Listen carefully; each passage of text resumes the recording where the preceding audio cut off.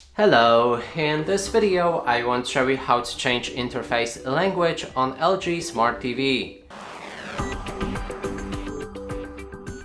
To do this, first you will need to click on the gear icon on your remote, navigate to the gear icon in the top left corner of the screen.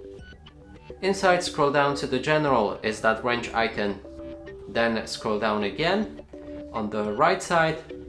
And the system, if your TV is set in a different language you don't understand, then just go for the second last option.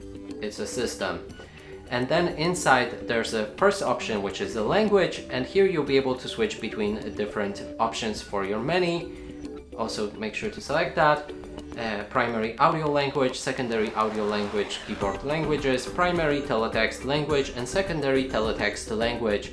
And that's it for this video. Hope you like it. Please consider subscribing to our channel, leave a like and a comment below.